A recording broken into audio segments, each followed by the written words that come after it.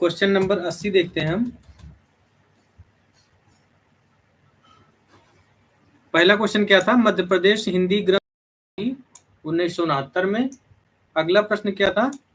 Jeep पर सवार इल्लियां व्यंग्य की इकाई तंत्र और सुविधा का दुरुपयोग।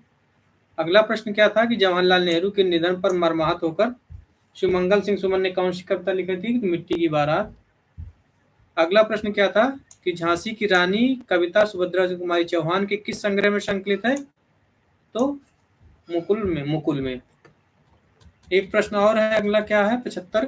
79 नंबर प्रश्न कि शिवमंगल सिंह सुमन की काव्य पंक्तियां और कविता का कौन सा युग्म असंगत है? असंगत युग्म बताना है। सृष्टि की वृष्टि में विकार नहीं होता प्रिय, श्रद्धा समर्पित सदा होती है सर्वहारा को। मिट्टी की बारात से है। ये पता करना है। खिले खिले लुटती पुष्प समर्पण, सारा राष्ट्र कर रहा परछन, युग देवता लिवाने आया जीवन के गान से है। सीमित उर्मे चिर असीम, सौंदर्य समा न सका, पर आंखें भरी नहीं से है। मिट्टी के पुतले, मानव ने कभी न मानी हार, तूफानों की ओर घुमा दो नाविक।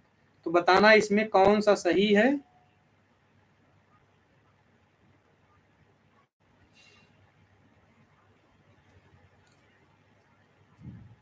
तो इसमें क्या नहीं सही है? तो ये दूसरा वाला नहीं सही है। क्वेश्चन नंबर 72 में दूसरा नहीं सही, बाकी सभी सही हैं। अगला प्रश्न देखते हैं क्या है।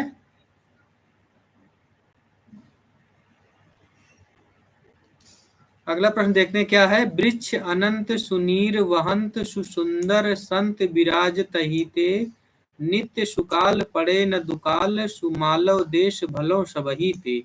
मालवा क्षेत्र की प्रशंसा पर आधारित ये पंक्तियां किस कवि की हैं? तो ये किसके पंक्तियां हैं? ये संत सुंदर दास की हैं। अगला है अति प्रफुल्लित कंटकित तनमन वही, करता रहा अनुभव की नभ ने भी, बिनत हो मानो ली है श्रेष्ठता उसकी। ये पंक्तियां कैसे उद्धृत है? ये बताना है।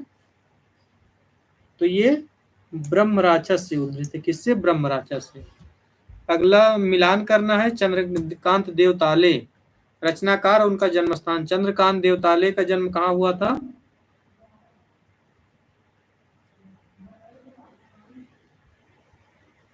तो बैतूल जिले में जौलखेड़ा में हुआ था। गजानन माधव मुक्तिबोध का कहाँ है? श्योरपुर ग्वालियर। हरशंकर परसाई का कहाँ? हार से हरशंकर, हार से होशंगाबाद। मन्नू भंडारी का मंदसौर। तो कौन सा विकल्प सही है? विकल्प नंबर दूसरा। अगला प्रश्न है भवानी प्रसाद मिश्र की किस कविता में एक राजा और रानी की मार्मिक कथा प्रस्तुत की गई है? भवानी प्रसाद मिश्र की किस कविता में एक राजा और रानी की मार्मिक कथा प्रस्तुत की गई है? तो किसमें है ये? सन्नाटा में। किसमें है? सन्नाटा में। अगला है वाति वानर लंक नायक दूत अंगद नाम है। रामचंद्रिका में ये कथन किसने किससे कहा? क्या कहा? जाति वानर लंक नायक दूत अंगद नाम है। तो अंगद नाम कौन कहता है किससे? तो अंगद ने रावण से कहा है। अंगद ने रावण से कहा है। दूसरा विकल्प सही है। अगला है रीत काल में लोकोक्तियों का मधुर उपयोग किस कवि ने किया है? रीत काल में लोकोक्तियों का मधुर उपयोग किस कवि ने किया है? तो किसने किया है? ठाकुर बुंदेलखंडी ने।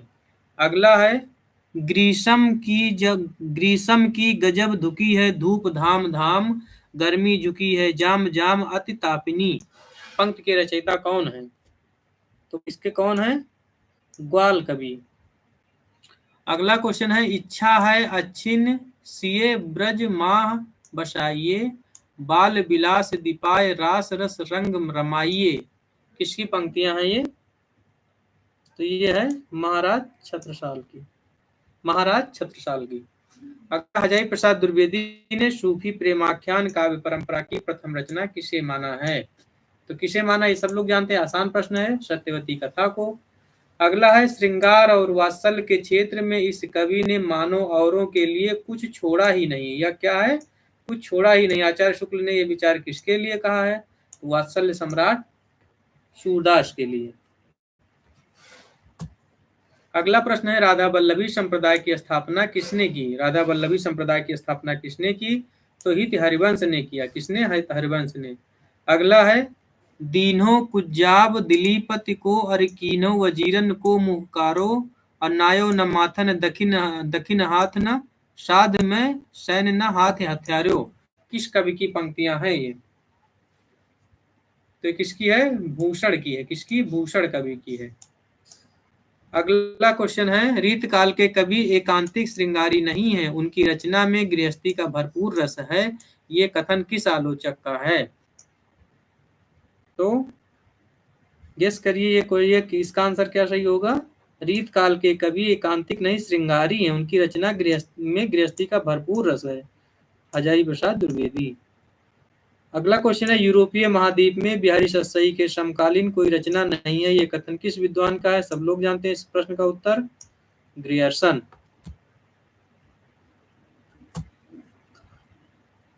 अगला है, प्रतीकवाद के संबंध में असंगत युग्म है। प्रतीकवाद वाल्वियर, आध्यात्मिक प्रतीकवाद आचार्य शुक्ल, साहित्यिक प्रतीक डॉक्टर नगेंद्र, प्रतीकवादी आंदोलन पूर्ण सिंह। यही गलत है, बाकी सभी सही है। अगला है, सतपुड़ा के जंगल कविता में किस जनजाति का वर्णन मिलता है? तो ये सब लोग जानते हैं, इंपॉर्टेंट प्रश्न है, गोंड जनजाति का। अगला क्वेश्चन है, अनुकरण के संबंध में गलत कथन बताना है। अनुकरण के संबंध में गलत कथन बताना है। अरस्तु ने कलाकार की तरह कवि को ही अनुकर्ता माना है, ये सही है। अगला, अनुकरण तो उसी वस्तु का होता है जिसकी सत्ता थी या है, ये भी सही है। कलाकार वस्तु सत्ता के अभाव में भी कल्पना के द्वारा कलाकृति की सृष्टि करता है, ये भी सही है। तो चौथा गलत है, अनुकरण दृश्य जगत की स्थूल कृति है, स्थूल नहीं सूक्ष्म कृति है, यही गलत है। अगला इंपॉर्टेंट प्रश्न है, आचार्य कुंतक ने वक्रोक्ति के कितने भेद माने हैं? तो ये सब लोग जानते हैं, अच्छा प्रश्न है, छोटा सा, कि 6 है। आचार्य कुंतक ने वक्रोक्ति के कितने भेद माने हैं? 6। अगला प्रश्न है, टी.एस. इलियट ने परंपरा संबंधी सिद्धांत के संबंध में किस धारणा का खंडन किया है? तो किस धारणा का खंडन किया है? परंपरा का संबंध प्रत्येक जाति, धर्म, संस्कृति, दर्शन एवं जीव दृष्टि से होता है, सही है। परंपरा से तात्पर्य पूर्ववर्ती इतिहास का बोध है, ये भी सही है। कविता को व्यक्तित्व की अभिव्यक्ति मानना अनुचित है, ये भी सही है। कविता काव्य में परंपरा की अपेक्षा कवि की व्यक्तिक प्रतिभा अधिक महत्व रखती है, यही गलत है, व्यक्तिक प्रतिभा अधिक महत्व नहीं रखती। अगला प्रश्न है, कल्पना को कॉलरिज ने क्या माना है?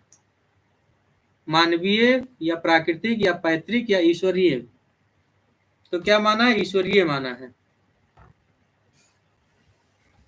अगला प्रश्न है, निम्नलिखित में से कौन सा कथन फैंटेसी के संबंध में असत्य है?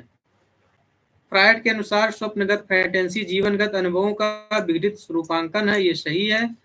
इसका संबंध स्वप्न अवचेतन मन में घटित होने वाली घटनाओं की विघटित और बेतरतीब विलंबियों से है, बिंबावलंबियों से, ये भी सही है। फैंटेसी मनोविज्ञान का शब्द, ये भी सही है। और मुक्ति बोध की फैंटेसी सामूहिक अवचेतना को प्रकाशित नहीं करती, यही गलत है, प्रकाशित करती है। अगला प्रश्न है, लोंजाइनस के अनुसार उदात्त के अवरोधक तत्वों में कौन सा नहीं है? शब्दाडंबर है, भावाडंबर है और बालिशता है, क्या नहीं है? वाग आडंबर नहीं है। अगला है, आनंदवर्धन ने काव्य गुणों की संख्या कितनी मानी है? तो 10, 5, 4, 3। कितनी? 3 मानी है। अगला प्रश्न है, प्रसिद्ध लोकगाथा आल्हा बुंदेली किस उपबोली में लिखी गई है? प्रसिद्ध लोकगाथा आल्हा बुंदेली किस उपबोली में लिखी गई है? तो बनाफरी में। अगला है, 1845 में प्रकाशित बनारस अखबार के संपादक कौन थे? तो राजा शिव प्रसाद सितारे हिंद। अगला है, प्रसिद्ध ग्रंथ वज्जालगा किस से संबंधित है? वज्जालग किससे संबंधित है? सौरसेनी, पैसाची, महाराष्ट्री, अर्धमागधी। तो किससे संबंधित है ये? महाराष्ट्री से संबंधित। किससे? महाराष्ट्री से संबंधित है। अगला मिलान करना है, रानी केत की कहानी इंशाल्लाह खां हो जाएगा, लल्लू लाल प्रेम सागर हो जाएंगे, नाचिकेतोपाख्यान सदल मिश्र का हो जाएगा। विशेष विश्वबौद्धम नाटक भारतेंदु हरिश्चंद्र का। दक्षिणी हिंदी के नाम से विख्यात है, दक्षिणी हिंदी से नाम से क्या विख्यात है? तो देहलवी। क्या विख्यात है? देहलवी। आज थोड़ा तेज से पढ़ दे रहे हैं ताकि जल्दी हो जाए क्वेश्चन। अगला है महावीर प्रसाद द्विवेदी सरस्वती पत्रिका के संपादक कब बने? तो सब लोग जानते हैं 1903 से लेकर 1920 तक। अगला प्रश्न है 1873 में हिंदी नई चाल में नहीं ढली। नहीं ढली कौन कहता है? रामविलास शर्मा। और ढलने की बात कौन कहते हैं? भारतेंदु जी। की कौन? भारतेंदु जी। भारतेंदु जी। अगला है राष्ट्र भाषा प्रचार समिति वर्धा ने प्रकाशन विभाग की स्थापना किसकी? तो प्रकाशन विभाग की स्थापना बताना है। तो कब की? 1938 में। अगला है सबल सिंह किस बोली के कवि हैं? सबल सिंह जो हैं अवधी के कवि। कहाँ के? अवधी के कवि हैं, अवधी भाषा के। अगला है साकारी किसकी उपबोली है? साकारी किसकी उपबोली है? तो मागधी की है। साकारी मागधी की है। अगला है 17वीं शताब्दी में मार्कंडेय ने अपभ्रंश के कितने भेद माने हैं? तो 27 भेद माने। कितने? 27। 113 प्रश्न हो गया। 27 प्रश्न और बचे हैं। अगला है भाषा वर्णन में प्रथम तुक चाहिए विशेष, उत्तम उत्तम मध्यम अधम सो तीन भांति को लेख। तुक के संदर्भ में ये किस कवि की पंक्तियां हैं? तो देव बिहारी, घनानंद या भिखारी दास। किसकी है? तो भिखारी दास की है। अगला है नेवाज किस राजा के आश्रित कवि थे? नेवाज तो छत्रसाल के। अगला घनानंद ने किस संप्रदाय में दीक्षा ली? बहुत सरल प्रश्न है। तो निम्बार्क में। अगला श्रीधर पाठक ने श्रांत पथी की रचना किस छंद में की? तो रोला छंद में। किस छंद में? रोला छंद में। अगला है विरह वारिस किसकी रचना है? तो विरह वारिस बोधा की रचना है। बहुत आसान सा प्रश्न है। विरह वारिस क्या है? बोधा की रचना है। नेहु न नैनन का कछु उपजी बड़ी बलाय, नीत भरे नित्य प्रीत रहे तऊ न प्यास बुझाए। किसकी लाइन है ये? बिहारी दास की। क्या है? नेहु न नैनन कौ कछु उपजी बड़ी बलाय, नीर भरे नित्य प्रति रहे तऊ न प्यास बुझाए। ये किसकी लाइन है? बिहारी दास की।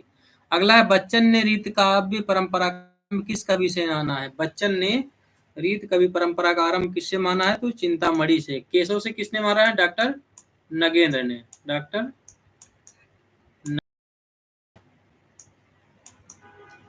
अगला प्रश्न है प्रश्न नंबर 123 देखते हैं। राधा मोहन लाल जिये न भावत ने, उठी 1010 तिनहि आखिन खे। किसकी कवि की पंक्तियां हैं? बताना है। तो ये बिहारी घनानंद मतीराम बोधा में से किसकी है? किसकी है? मतीराम की है। मतीराम की। अगला है भरतपुर के जाट राजाओं की वीरता का वर्णन किस काव्य ग्रंथ में मिलता है? भरतपुर के जाट राजाओं का वर्णन। इंपॉर्टेंट प्रश्न है। तो ये किसमें मिलता है? सुजान चरित। किसकी रचना है? सूदन की। अगला है ये है ब्यारी तबय बदलेगी, ये बयारी तबय बदलेगी कछु कछु पपीहा जब पूछे प्यू कहाँ। इंपॉर्टेंट प्रश्न है। पपीहा जब पूछे प्यू कहाँ किसकी लाइन है? तो प्रताप नारायण मिश्र। पपीहा प्रताप नारायण मिश्र। अगला है भारतेंदु युगीन कौन सा कवि भूप उपनाम से कविता लिखता था? क्या उपनाम से? भूप उपनाम से। तो कौन है? लाला सीताराम जो है, लाला सीताराम भूप उपनाम से कविता लिखते थे। 26 क्वेश्चन और बचे। ग्रियर्सन की दूसरी विशेषता यह है कि उन्होंने अपने ग्रंथ के ग्रंथों की अतिरिक्त भक्तमाल, गोसाई चरित्र, हजारा, काव्य संग्रह आदि 17 करते हुए स्थान स्थान पर मूलाधारों के संदर्भ संकेत भी दिए। ये कथन किस इतिहासकार का है? इंपॉर्टेंट कथन है। 125 नंबर क्वेश्चन बहुत इंपॉर्टेंट है। तो ये किसका है? डॉक्टर नगेंद्र ने कहा। किसने? डॉक्टर नगेंद्र ने। क्या कहा? दोबारा पढ़ दे रहे हैं। काशी एवं शिव सिंह सेंगर के ग्रंथों के अतिरिक्त भक्तमाल, गोसाई चरित्र आदि 17 रचनाओं का उल्लेख करते हुए स्थान स्थान पर मूलाधारों विधि है। ये कथन किस इतिहास का है? डॉक्टर नगेंद्र का है। अगला इस्तवार दलित हिंदुस्तानी इतिहास ग्रंथ का दूसरा संस्करण कब प्रकाशित हुआ? ये यूपी टेट में भी आया, यूपी टीजीटी में भी आया था। संस्करण कब हुआ?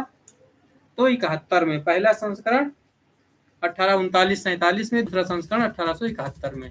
अगला क्वेश्चन नंबर देखते हैं। क्या है पीताम्बर दत्त बड़तवाल रचना संचयन का चयन एवं संपादन किसने किया? पीताम्बर दत्त बड़तवाल रचना संचयन पुस्तक का नाम है। पीताम्बर दत्त बड़तवाल चयन एवं संपादन किसने किया? विष्णु दत्त राकेश ने। क्वेश्चन नंबर 28 देखते हैं। 28 क्या है? अनेक कवियों के काव्य सौंदर्य का आख्यान करते समय लेखक की लेखनी डॉक्टर वर्मा के कवि पक्ष की संकेत देती है। डॉक्टर रामकुमार वर्मा के संदर्भ में ये कथा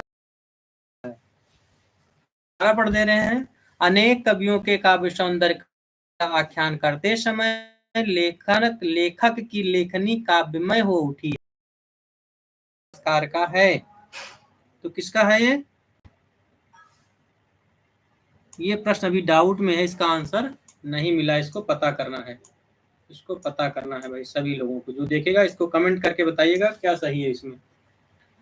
क्वेश्चन नंबर 129 में है, आलवर भक्तों के गीत किस भाषा में हैं? आलवर भक्तों के गीत किस भाषा में हैं? तो तमिल भाषा में है। अगला है, संभवत 1050 से संभवत 1375 तक आदिकाल की सीमा मानने वाले विद्वान हैं। 1050 से 1375 तो कौन है? आचार्य शुक्ल जी हैं। अगला प्रश्न है, मिलान करना है इतिहास और इतिहासकार। वीरकाल किसने कहा? वीरकाल किसने कहा मिलान करना है? तो विश्वनाथ प्रसाद मिश्र ने वीरकाल कहा। तज़किरा-ए-सुराई किसने कहा? तज़किरा-ए-सुराई किसने कहा? अच्छा, तज़किरा-ए-सुराई किसकी? संधि काल एवं चारण काल किसने कहा? संधि काल एवं चारण तो ग्रियर्सन ने।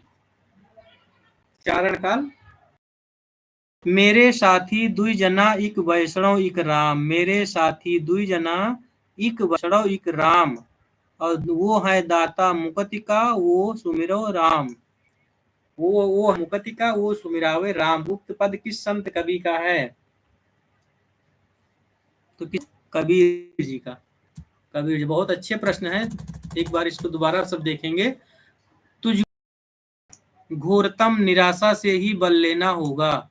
मृत संस्कारों से जीवन खाली कर, उस खालीपन को नया मर्म देना होगा। उपयुक्त पंक्तियां आत्मजयी के किस अंश की हैं? क्या है? तुझको अपनी घोरतम निराशा से ही बल लेना होगा, मृत संस्कारों से अपना जीवन खाली को नया मर्म देना होगा। पंक्तियां आत्मजयी की है। किसकी? आत्मजयी रचना से। कुंवर नारायण के। किस अंश की है पूछ रहा है क्वेश्चन में, इंपॉर्टेंट है। तो सारथी बुद्धि, ये सब अंश हैं। भविष्य बोध, श्रेष्ठ का वर्ण, आत्मशक्ति और सारथी। तो किससे है? सारथी से। अगला है, बताना है प्रकाशन की दृष्टि से सही रचनाओं का कालक्रम बताना है, कौन सा सही है? तो आंगन के पार द्वार, कितनी नाव में कितनी बार, क्योंकि मैं उसे जानता हूं, पहले मैं सन्नाटा बुनता हूं, यही क्रम सही है। अगला है, बाण भट्ट की आत्मकथा उपन्यास कुल कितने उच्छ्वासों में? ये बहुत इंपॉर्टेंट है। इसके पहले भी एक बार एक पीएचडी एंट्रेंस में भी पूछा गया था, शायद ये आगरा यूनिवर्सिटी में पूछा गया था क्वेश्चन। ये बाण भट्ट की आत्मकथा उपन्यास कितने उच्छ्वासों में है? तो ये 20 उच्छ्वासों में। कितने? 20। अगला प्रश्न है, निम्नलिखित में से कौन सी कविता केदारनाथ अग्रवाल की नहीं है? पूरा हिंदुस्तान मिलेगा, देश में लगी आग को, मेरा देश तुम्हारी छाती की मिट्टी मैं हो जाऊंगा। ये तीनों सही है। क्या नहीं है? हिंदुस्तान केदारनाथ अग्रवाल की नहीं है। पूरा हिंदुस्तान मिलेगा, देश में लगी आग को, मेरे देश तुम्हारी छाती की मिट्टी मैं हो जाऊंगा, ये चारों है। अगला प्रश्न देखते हैं, प्रश्न नंबर 137। भाई पाप पुण्य की समीक्षा मुझसे न हो, जानता हूं, ये कथन किस कृति की कथावह से संबंधित है? क्या कहा कि डॉट डॉट समीक्षा मुझसे ना होगी, जज हूं, कानून की तराजू की मर्यादा जानता हूं, की कथावह से संबंधित। तो ये किससे संबंधित है? त्यागपत्र से। किससे? त्यागपत्र से। यहाँ त्यागपत्र भरना, त्यागपत्र में से है ये। है मेरा मन कहता है कि कालिदास भी तुकाराम थे, तुक मिलाने के मौजी वाग विलासी। प्रस्तुत वाक्य किस निबंध से उद्धृत है? क्या कह रहा है कि मेरा मन कहता है कालिदास भी तुकाराम थे, तुक मिलाने में मौजी थे और वाग विलासी थे। ये किस निबंध से पूछा गया है? इंपॉर्टेंट क्वेश्चन है। तो ये देवदारू उपन्यास, देवदारू निबंध से। किस निबंध से? देवदारू निबंध से है। अगला प्रश्न है बसंती कहानी की स्त्री पात्र है बसंती, तो किसकी है? वापसी कहानी में बसंती है। वापसी कहानी घटनाएं ही बोल रही, पात्रों की बोलने की अपेक्षा नहीं। इस आचार्य शुक्ल ये कथन किसके लिए कहते हैं? बहुत इंपॉर्टेंट है। 1915 कानून गया किसके लिए? उसने कहा था के लिए चंद्र शर्मा गुलेरी 1915। अगला सही युग्म का चयन कीजिए। सचेत कहानी अमृत राय, सिंह समानांतर कहानी कमलेश्वर। तो सही युग्म क्या है? समानांतर कहानी कमलेश्वर। बाकी सभी गलत है। 9 क्वेश्चन और है, देख लेते हैं। यद्यपि साहित्य के मौलिक प्रतिमान अधिक नहीं बदलते, फिर भी बदलते हुए युगबोध के कारण परिपेक्ष विध प्रक्रिया आदि में परिवर्तन निश्चय ही होता है। किसका है? कि यद्यपि साहित्य के मौलिक प्रतिमान अधिक नहीं बदलते, फिर भी बदल बोध के कारण परिप्रेक्ष्य प्रविध और प्रक्रिया आदि में परिवर्तन निश्चित ही होता है। कह रहे हैं इतिहास नहीं बदलता, उसका प्रतिमान अधिक नहीं बदलता, लेकिन प्रविधि और प्रक्रिया बदलती है। कौन कहता है? ये बहुत इंपॉर्टेंट प्रश्न है, डॉक्टर नगेंद्र कहते हैं। अगला प्रश्न है जबकि देश, प्रत्येक देश का साहित्य वहां की जनता की चित्तवृत्ति का संचित प्रतिबिंब होता है, तब यह निश्चित है कि जनता की चित्तवृत्ति में परिवर्तन के साथ साथ साहित्य के स्वरूप में भी परिवर्तन होता चला जाता है। प्रयुक्त कथन किस इतिहासकार का है? तो ये आचार्य शुक्ल का है। ये तो सभी लोग जानते हैं, इंपॉर्टेंट प्रश्न था। अगला प्रश्न है सन ग्रंथ का प्रकाशन हुआ। ये भी बहुत इंपॉर्टेंट प्रश्न है, बहुत पॉपुलर प्रश्न है। तो ये किस literature of northern Hindustan Grierson की रचना है, जो एशियाटिक सोसाइटी ऑफ बंगाल की पत्रिका से प्रकाशित हुई। बीसल देव की रासों की रचना कितने खंडों या सर्गों में हुई है? खंडों में हुई है। अगला है आला खंड का संबंध किस रासों से है? तो परमाल रासों से है। जगनीक की रचना है बीसल देव रासो। इसमें उक्त वैचित्र की प्रधानता थी, यद्यप कुछ रसीले गीत और दोहे भी इन्होंने कहे हैं। ये कथन शुक्ल जी ने किसके संदर्भ? उक्त वैचित्र की प्रधानता थी, यद्यप कुछ रसीले गीत हैं। ये कथन आचार्य शुक्ल ने किसके संदर्भ में कहा है? Question number 149। तो खुसरो के संबंध में कहा है। अगला प्रश्न है सिद्धों की कविता जनता की भाषा से संबंध रखती थी, अतएव साहित्य क्षेत्र में वो उपेक्षा की दृष्टि से देखी गई। क्या है? सिद्धों की कविता जनता की भाषा से संबंध रखती थी, अतएव साहित्य क्षेत्र में वो उपेक्षा की दृष्टि से देखी गई। ये कथन किस आलोचक का है? Question number 150। तो ये किसका है? राम कुमार वर्मा का। दोबारा कथन पढ़ दे रहे हैं, क्या है? कि सिद्धों की कविता जनता की भाषा से संबंध रखती थी, अतएव साहित्य क्षेत्र में वो उपेक्षा की दृष्टि से देखी गई। लास्ट प्रश्न एक और इसका बचा है, 2 प्रश्न है। बाबू श्याम सुंदर दास द्वारा लिखित हिंदी भाषा और साहित्य पुस्तक कितने अध्यायों में है? इंपॉर्टेंट प्रश्न। बाबू श्याम सुंदर दास द्वारा लिखित हिंदी भाषा और साहित्य पुस्तक कितने अध्यायों में विभक्त है? तो कितने अध्यायों में है? 12, 16, 10, 8। तो 16 अध्यायों में। 16 अध्याय में नागरिक प्रचारी सभा का प्रकाशन भी हो। याद रखना है कि श्याम सुंदर दास भी हिंदी भाषा और साहित्य का 16 अध्याय में विभाजन किया। अगला है सन 1970 में लिखित हिंदी साहित्य का अद्यतन इतिहास। 1970 में लिखा गया हिंदी साहित्य का अद्यतन इतिहास पुस्तक के लेखक कौन है? विजय पाल सिंह, मोहन अवस्थी, सूर्यकांत शास्त्री या कृष्णलाल? तो इसके कौन है? मोहन अवस्थी। कौन है इसके? मोहन अवस्थी। तो इस तरह हमने 150 प्रश्न देख लिए। 150 प्रश्न हमने पूर्व देख लिए। 75 प्रश्न अभी, 75 प्रश्न पहले।